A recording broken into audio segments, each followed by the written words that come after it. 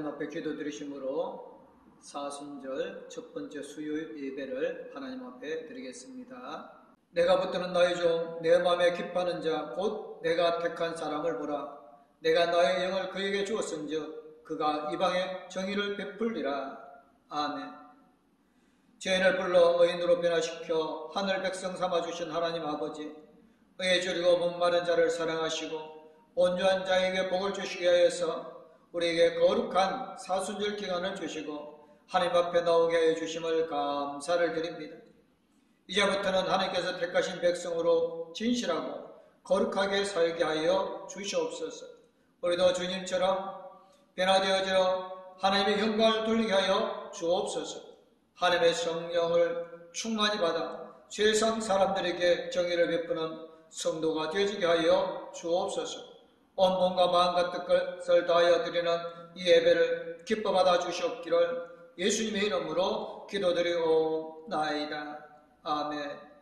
찬송가 327장 하나님 앞에 찬양 드리겠습니다. 주님 주신 화평 믿음 얻기 위해 너는 정성껏 기도했나. 주의 제단 앞에 모두 바치기 전 복을 받을 줄 생각하라. 주의 제단에 선제사들이 후에 주의 몸을 조정하니 주의 뜻을 따라 그와 동행하면 영생 복락을 누리겠네. 주의 밝은 빛에 항상 활동하며 선한 사업을 힘쓰겠나. 자유 얻으려면 주의 뜻을 따라 너의 모든 것 희생하라. 주의 제단에 선제사들인 후에 주의 몸을 조정하니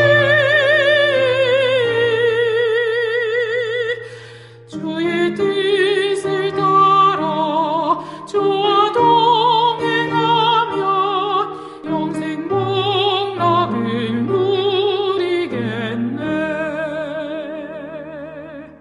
주의 제단 앞에 모두 바친 후에 주와 온전히 사귀겠네. 주님 주신 기쁨 또한 그의 사랑 얻지 말라다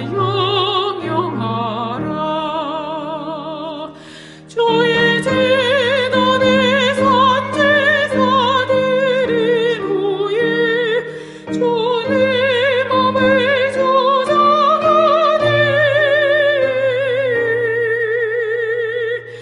주의 뜻을 따라 주와 동행하면 영생 복락을 누리겠네.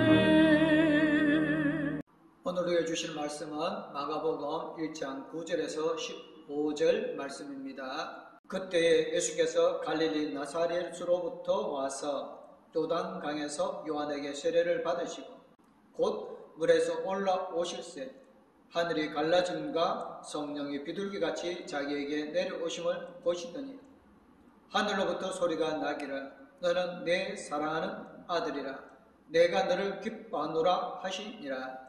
성령이 곧 예수를 광야로 몰아내신지라. 광야에서 40일을 계시면서 사탄에게 시험을 받으시며 들 짐승과 함께 계시니 천사들이 수종 들더라. 요한이 잡힌 후 예수께서 갈릴리에 오셔서 하나님의 복음을 전파하여 이르시되 때가 찼고 하나님의 나라가 가까이 왔으니 회개하고 복음을 믿으라 하시더라. 아멘.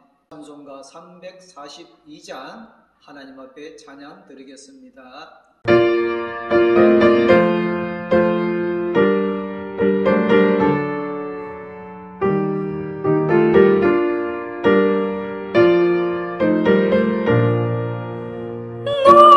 시험을 당해 죄지지 말고 너 용기를 다해 곧 물리치라. 너 시험을 이겨 새 힘을 얻고 주 예수를 믿어 늘 승리하라. 우리 구주의 힘과 그의 위로를 빌어 주님 내 편에 서서 항상 도우시리. 네 친구를 삼가 잘 선택하고 너 은행을 삼가 늘 조심하라. 너 열심을 다해 늘 충성하고 온 정성을 다해 주 봉사하라. 우리 구주의 힘과 그의 위로를 빌어 주님 내 편에 서서 항상 도우시리.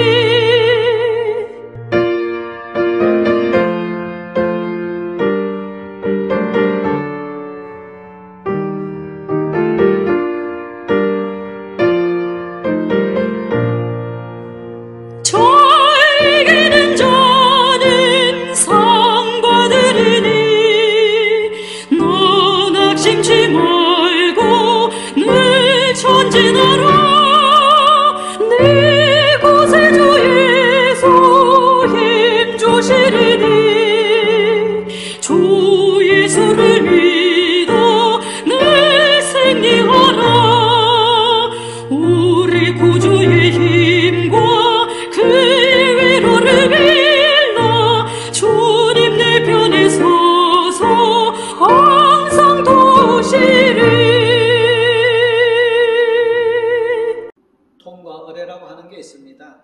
사람이 살면서 겪게 되는 고비를 말하는 건데, 특별히 그 일을 겪으면서 사회적인 지위나 종교적인 지위의 변화를 가져오는 일을 말합니다. 예를 들면 성인식이 대표되는 통과 의례입니다.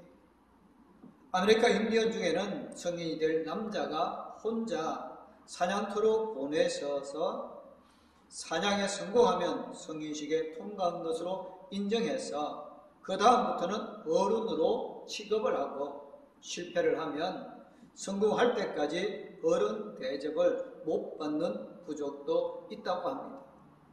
통과 의례는 이런 식으로 고난이나 어려운 일을 겪어내면서 어른이 되는 과정을 거치는 것을 말합니다. 성경에는 통과 의례 이야기가 여러 차례 등장합니다. 아브라함이 고향을 떠나 가나안으로 가는 것도 그렇고, 이스라엘이 가나안으로 가게 하여 40년 동안 광야를 건넜던 것도 대표적인 통과 의례이고, 오늘 우리가 읽는 말씀에서 예수님이 광야에서 사탄의 시험을 받으신 것도 통과 의례라고 이해할 수 있습니다. 고난이 그 자체로는 좋은 것 물론 아닙니다. 하지만 고난을 어떤 식으로 견뎌내고 이겨내느냐에 따라 고난이 우리를 어른으로 만들어 주기도 합니다. 모든 고난이 다 통과 의례는 아니지만 통과 의례는 반드시 고난이 따라야 하는 것입니다. 오늘 예수님은 요단강에서 요한에게 세례를 받으셨습니다. 세례를 받으신 후에 하늘이 갈라지고 성령이 비둘기같이 예수님에게 내려오는 것을 보여주셨습니다. 그리고 하늘로부터 소리가 나기를 너는 내 사랑하는 아들이다, 내가 너를 좋아한다 하는 하나님의 음성이 들려왔습니다. 이 일은 이제부터 예수님은 개인이 아니라 그리스도라는 임명장과도 같은 것입니다. 하나님이 그렇게 선포하신 것입니다. 지금까지는 요셉의 아들 목수로 살아왔는데 이제부터는 하나님의 아들 그리스도로 하나님 나라를 이 세상에 선포하는 일을 하며 살기 시작하신다는 겁니다. 지금까지는 하나님의 아들이 아니었다는 말이 아니라 굳이 말하자면 이제 공식적으로 취임식을 했다는 것입니다. 그런데 이상한 것은 취임식을 하자마자 성령께서 예수를 광야로 내보내셨다는 겁니다. 여기서 내보냈다는 말은 강제로 거칠게 몰아붙였다는 뜻입니다. 예수님은 강제로 광야에 가셔서 거기서 40일 동안 계시면서 사탄의 시험을 받으시게 됐고 들 짐승과 함께 지내셔야 했습니다. 그런가 하면 천사들이 그의 시중을 들기도 하였습니다. 이야기가 쉽지가 않습니다. 하나님이 예수님을 좋아한다고 해놓고서 그 말이 떨어지기가 무섭게 강제로 내몰았다니 말입니다. 하지만 이 일은 예수님의 통과 의례라 이해하면 하나님의 마음을 이해할 수 있을 것 같습니다. 사랑하지만 사랑하니까 품 안에 끼고 돌지 않고 거칠고 황량한 강야로 내몰아서 거기서 사탄에게 시험을 받게도 하시고 들 짐승과 함께 지내게도 하셨다는 겁니다. 예수님에게 통과 의례가 필요했을까요? 하나님의 아들에게 그런 일이 무슨 필요가 있을까요? 그 이야기를 하자면 길게 설명할 수도 있겠지만 간단하게 말하면 우리를 위해서입니다. 하나님 아들 예수 그리스도는 그 고난을 통과해서 우리에게 오신 겁니다. 예수님이 광야에서 지내신 40일간의 이야기를 다른 복음서에 비해서 마가복음은 아주 짧게 기록하고 있습니다. 하지만 오히려 다른 복음서보다 더 긴 이야기를 해줍니다. 예수님이 40일 동안 광야에 계시면서 하셨던 일은 사탄에게 시험을 받으신 것이었습니다. 사탄이 예수님을 시험한 이야기는 다른 복음서에서는 자세하게 소개하고 있는데 마가복음에서는 이걸로 끝입니다. 다른 복음서에서는 돌을 가지고 빵을 만들어 먹으라는 시험, 성전 꼭대기에서 뛰어내리라는 시험, 사탄에게 절을 하면 세상 후기 영화를 다 주겠다는 3가지 시험의 이야기가 나오는데 마가가 그 내용을 생략한 이유는 예수님의 시험이 광야에서 끝난 게 아니라는 뜻일 겁니다. 사탄의 시험은 예수님이 십자가에 달리실 때까지 끊임없이 예수님을 따라다녔습니다. 어떻게든 예수님이 하나님의 일을 하지 못하게 하고 어떻게든 예수님이 실족하게 하려고 사단은 끊임없이 예수님을 유혹하고 흔들고 시험했습니다. 사탄은 베드로를 통해서 예수님을 시험하기도 하고 가룟 유다를 통해서 예수님을 넘어뜨리려고 했습니다. 하지만 예수님은 끝내 그 모든 시험을 이겨내셨습니다. 십자가야말로 예수님이 당하신 마지막 시험이었습니다. 십자가를 지지 말라는요, 십자가를 얼마든지 피할 수 있는데 왜 거기서 죽으려고 하느냐는 유혹을 끝까지 예수님을 괴롭혔지만 예수님은 겟세마네에서 그 시험을 이겨내시고 십자가를 지셨던 것입니다. 그러니까 예수님이 십자가에 달리신 것은 마침내 모든 시험을 이겨내고 그리스도의 사명을 완수하신 것입니다. 광야에서 예수님이 받으신 시험은 십자가를 지지 말라는 것이었습니다. 다시 말하면 쓸데없이 사람을 위해 살지 말고 쓸데없이 사람을 위해 죽지 말라는 것이 사탄의 시험이었습니다. 광야에서 시험은 예수님이 반드시 거쳐야 할 통과 의례였습니다. 이 시험을 통해 예수님은 더 단단해지셨고 우리를 책임지실 준비를 하셨습니다. 우리가 어려운 일을 만나게 될 때 기억해야 할 것이 있습니다. 우리가 겪는 어려움도 우리에게 광야라는 것입니다. 우리가 건너야 할 광야이고 우리가 이겨내야 할 광야입니다. 광야를 건너면서 우리는 더 단단해지게 될 것입니다. 광야를 통과하고 나면 우리는 한층 성숙한 어른이 되는 것입니다.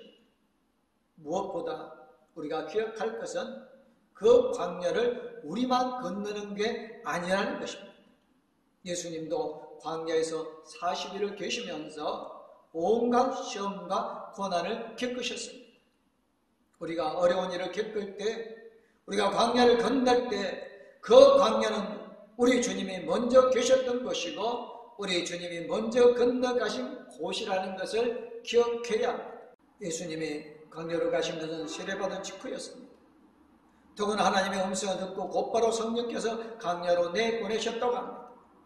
예수를 믿기 시작했을 때 혹은 하나님의 은혜를 경험한 직후에 어려운 일이 생기는 일이 종종 있습니다. 세상에서 하는 말에도 호사다마라는 말이 있지만 예수 믿는 일에 있어서도 그런 경우들이 종종 있습니다.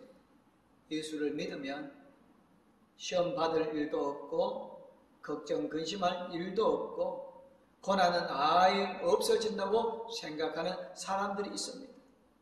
예수 믿으면 복받고 좋은 일만 생긴다고 믿기도 합니다. 그러나 예수 믿는 것이나 하나님 은혜를 받는 것으로 유혹과 시험과 시련의 끝이 아니라 이제부터는 예수님과 함께 시험을 이겨내기 시작하는 것입니다. 예수를 믿으면 그 전에는 나 혼자 감당하고 나 혼자 책임져야 할 일이 이제는 예수님과 함께 하게 되어집니다. 더 이상 나 혼자가 아니라는 것입니다. 세상을 살다 보면 참 많은 일들을 겪게 됩니다. 억울한 일, 속상한 일이 참 많습니다. 예수 믿는다고 그런 일이 없어지리라고 기대할 수는 없습니다. 실제로 일평생 누구보다 신실하게 주님을 믿고 섬기며 순종하는 분들도 그 일생을 돌아보면 말로 다 할 수 없는 고난과 역경을 헤치며 살아왔던 것을 봅니다.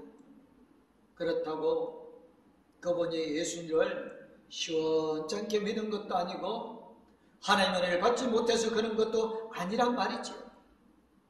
우리도 마찬가지로 어렵고 힘든 일을 경험할 때가 있습니다. 우리가 기대하고 우리가 바라는 일이 일어나기도 하지만 그렇지 않을 때도 많잖아요. 우리 믿음이 시원찮아서 그런 것도 아니고 하나님 우리를 사랑하지 않으셔서 그런 일이 있는 것도 아니라고.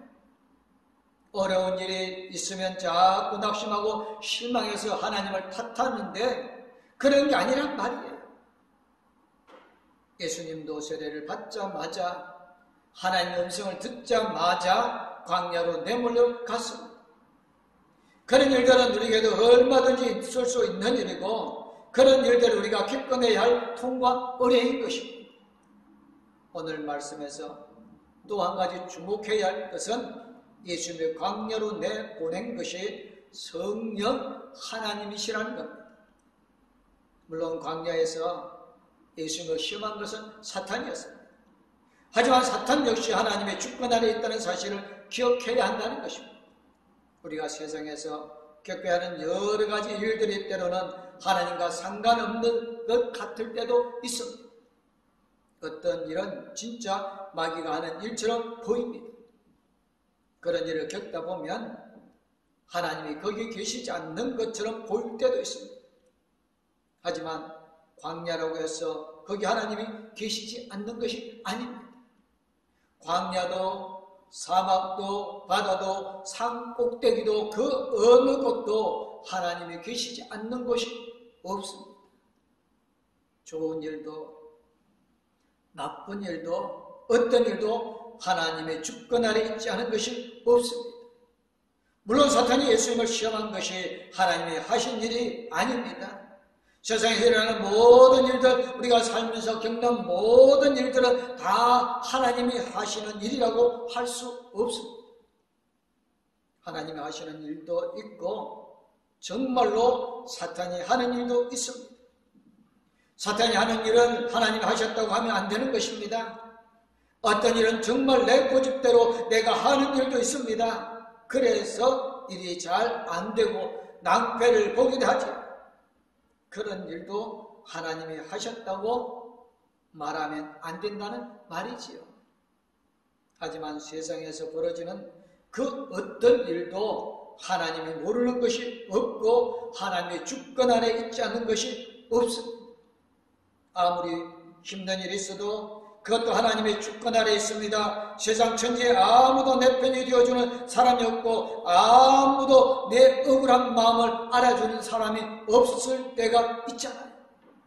하지만 하나님이 모르시는 것이 없고 하나님이 헤아리지 못하시는 일이 없다는 말이에요. 내가 지금 겪고 있는 어려움, 나 혼자 겪는 일이 아니란 말입니다. 내가 지금 당하는 아픔은 나 혼자 감당해야 하는 일이 아니라고. 하나님이 알고 계시고 예수님이 지금 나와 함께 그 일을 겪고 계신다는 말입니다. 우리의 광야도 성령께서 통제하시고 주관하시는 하나님의 영역입니다. 그래서 결국 하나님은 모든 것을 바로잡아 놓으십니다. 예수님이 광야에서 지내는 동안 덜 짐승과 함께 지내셨고 천사들이 그의 시중을 들었다고 합니다. 덜 짐승은 기다리지 않는 짐승인데 거기서 풀을 뜯어먹고 사는 초식 동물들도 있고 다른 짐승을 잡아먹고 사는 맹수도 있었습니다. 예수님은 그런 덜 짐승들과 함께 지내셨고 천사들이 함께 있으면서 예수님의 시중을 들었습니다. 광야에서 덜 짐승이 있는 것 당연한 것이고 광야에서 지내려면 덜 짐승과 함께 지내는 게 당연한 거지요. 광야에서 40일이나 지나면서 덜 짐승들과 마주치지 않기를 기대할 수는 없잖아요. 우리가 인생을 살 때도 덜 짐승과 같이 지낼 수밖에 없습니다. 때로는 얌전하고 순한 초식동물을 만나기도 하지만 때로는 우리를 잡아먹으러 덤비는 맹수를 만날 때가 있습니다. 만날 수밖에 없고요. 그걸 이상하게 여기면 안 되지요. 그런데 광야에서 덜 짐승만 있는 게 아니었습니다. 우리의 광야에도 천사들이 우리와 함께 있습니다. 우리가 시험 당할 때 하나님은 우리가 그 시험을 해결할 수 있도록 천사들을 보내셔서 우리를 도와주게 하십니다. 우리가 인생에 살아갈 때 우리를 도우라고 천사들을 보내주십니다. 하나님이 보내주는 천사는 하늘에서 내려온 날개 달린 존재들만 있는 것이 아닙니다. 저는 그런 천사는 아직도 한 번도 본 적이 없습니다. 하나님이 보내시는 천사는 대부분 내가 잘 알고 있는 사람의 모습으로 우리에게 찾아옵니다. 어렸을 때는 우리를 먹이시고 입히시고 길러주신 부모님, 우리가 힘들고 아플 때 무슨 잘못인 일이 있을 때 우리를 위해 밤을 새워가며 눈물로 기도하신 우리의 부모님이 하나님 우리에게 보내주신 천사입니다. 예수님이 광야에서 지내신 일들을 생각해보면 처음부터 끝까지 하나님이 도우셨음을 깨닫게 됩니다. 예수님 혼자 싸우고 견디고 버티라고 내버려 두지 않으시고 그렇다고 하나님이 대신 나서서 싸우시지도 않으면서 끝내 광야를 이겨내도록 도우시고 응원하여 주시고 지켜주셨습니다. 광야에는 예수님께 거치고 황량한 고난의 땅이 아니라 하나님이 함께 하신 은혜의 땅이었습니다. 거기 하나님이 함께 계셔서 행복한 곳이었습니다. 우리는 가끔 해야 할 일을 하나님이 대신해 주시면 좋겠다고 생각합니다. 우리가 싸워야 할 싸움을 하나님이 대신 싸워주시면 좋겠다고 생각합니다. 우리가 땀 흘려 일해야 하는데 하나님이 대신 다 해주셨으면 좋겠다고 생각합니다. 그래서 그렇게 기도하기도 하고 그 기도가 이루어지지 않으면 불평하기도 합니다. 하지만 하나님은 그렇게 하지 않으십니다. 우리가 할 일을 우리를 제쳐놓고 대신 하시지 않습니다. 우리가 할 일은 우리가 하기를 기다리십니다. 우리가 잘할 거라고 믿어주십니다. 하지만 우리 혼자 내버려 두지 않으시고 여러 가지 방법으로 우리를 도와주십니다. 무엇보다 우리 편이 되어주시고 우리를 응원해 주십니다. 우리가 건너야 하는 광야도 역시 우리에게 은혜의 장소입니다. 거기서 하나님이 우리와 함께 하신다는 사실을 생생하게 경험하는 놀라운 은혜의 장소입니다. 우리가 겪는 고난은 우리 은혜의 순간입니다. 불평하고 원망하고 거칠고 쓸모없는 강야일 뿐이지만 거기서 우리와 함께 계시면서 우리 편이 되어주시는 하나님을 볼 수 있다면 우리가 겪는 고난은 하나님의 은혜입니다. 예수님이 광야에 계시는 동안 사탄과 시험과 들짐승과 그리고 천사가 예수님께 함께 있었습니다. 우리 인생에도 그런 것들은 늘 있습니다. 우리가 살면서 시험과 고난과 하나님 은혜를 늘 같이 지내야 합니다. 고난은 빼고 아픔은 지우고 은혜만 받고 싶지만 그럴 수 없는 게 우리 인생입니다. 생선에서도 살도 있지만 가시도 있는 것처럼 우리 인생에도 늘 아픔과 고난이 우리와 함께합니다. 피할 수도 없고 피하려고 할 필요도 없습니다. 그게 인생이니까요. 인생의 고난과 시험은 친구처럼 동반자처럼 늘 우리와 함께 있는 것입니다. 우리가 평생 살아가는 이런 광야를 건너가는 것과도 같습니다. 때로는 힘들고 때로는 화가 나고 때로는 지치기도 할 겁니다. 어떤 때는 다 그만두고 싶기도 하고 어떤 때는 다른 사람들이 다 떠넘기고 싶기도 합니다. 나 대신 돈 벌어와서 우리 식구를 먹여 살려줄 사람이 있으면 좋겠다고 생각하기도 합니다. 나 대신 일하고 내 대신 챙겨줄 사람이 있으면 좋겠다고 생각합니다. 하지만 그럴 수 없잖아요. 광야는 우리의 인생이고 광야를 건너는 것 우리가 반드시 치러야 통과 은혜입니다. 고난을 빼버리면 통과에는 아무 소용이 없습니다. 광야는 우리를 단단하게 만들어줍니다. 광야는 우리를 어른이 되게 해줍니다. 책임을 지게 해주고 더 넓게 더 멀리 보게 해주고 더 많이 품어주게 합니다. 통과 은혜를 통과한 사람은 어른이 되는 것입니다. 그렇다고 걱정할 건 없습니다. 우리 혼자가 아니니까요. 우리 인생에 하나님이 주관하여 주십니다. 하나님이 다 알고 계십니다. 하나님이 다 이해하십니다. 하나님은 우리의 속일 수 없고 하나님 몰래 할 수도 없습니다. 하나님은 우리가 시험을 이기도록 우리를 도와주십니다. 필요하면 천사를 우리에게 보내주셔서 우리를 돕게 하여 주십니다. 지금 나를 위해 기도하는 천사가 있습니다. 지금 내 편이 되어서 나를 응원해주는 천사가 있습니다. 지금 나보다 더 화를 내면서 나를 지지해주는 천사도 있습니다. 내 눈에 보이지 않지만 하나님이 보내신 천사가 지금도 나를 돕고 있습니다. 어쩌면 지금 내 앞에 앉아있는 사람이 나를 돕는 천사일지도 모릅니다. 항상 나를 반대하고 나를 괴롭히는 바로 그 사람이 사실은 하나님이 나를 위해 특별히 보내신 천사일 수도 있습니다. 아무튼 하나님은 나 혼자 내버려두지 않으십니다. 하나님은 광야에서도 나와 함께 계십니다. 나의 편이 되어주시고 나를 격려하여 주십니다. 오늘 말씀을 통해 우리는 깨닫게 되어집니다. 예수님이 광야에 40일을 보내신 것은 예수님이 그렇게 통과를 거치셔야 했던 이유는 바로 우리를 위해서라는 말입니다. 우리 때문에 고난을 당하셨고 우리 위해서 고난을 당하셨습니다. 우리 혼자 광야를 지나가지 않도록 우리 혼자 통과를 치르지 않도록 우리와 함께 우리의 인생의 모든 어려움을 견뎌내시고 이겨내시고 예수님이 먼저 그 길을 가신 것입니다. 그러나 우리도 넉넉히 감당할 수 있습니다. 얼마든지 견뎌내고 얼마든지 이겨낼 수 있습니다. 우리의 광야에서 우리가 감당할 일들을 감당해낼 수 있습니다. 그래서 우리가 더욱 단단하고 더욱 성숙하고 더욱 어려움스러운 믿음을 가지고 살아가게 되어집니다. 주님이 우리와 함께 이 광야를 건너고 있습니다. 주님과 함께 한다는 사실을 믿고 나아가는 우리 모든 성도님들 되어주시기를 주님의 이름으로 축복합니다. 아멘. 기도하겠습니다. 하나님이 주시는 모든 것이 하나님의 은혜라는 사실을 깨닫게 하여 주심을 감사를 드립니다. 불평과 원망이 아니라 감사와 찬양으로 주님의 은혜를 누리게 하여 주시옵소서. 광야를 건너는 것과 같은 거칠고 아픈 우리 인생에서도 주님이 나와 동행하심을 잊지 말게 하여 주시고 주님이 주시는 힘으로 모든 일을 이겨내고 견뎌내게 하여 주옵소서.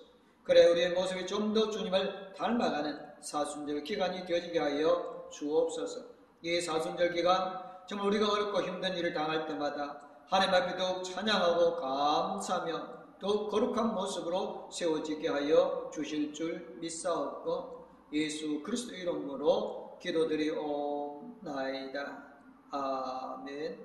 이제는 우리를 죄에서 건져 권하여 주시고 새 생명을 주신 우리 주 예수 그리스도네와 영원토록 우리와 함께 하시며 우리에게 힘과 능력이 되어주시는 하나님 아버지의 그 큰 사랑과 우리 나갈 길을 영원토록 인도해 주시고 동행하여 주실 성령님의 감화감동 위로교통 충만하시며 하나님의 거룩한 백성으로 살아가기를 원하는 봉독교회의 모든 성도님들과 가족들 위해 이제부터 영원토록 함께하옵기를 간절히 축원하옵나이다.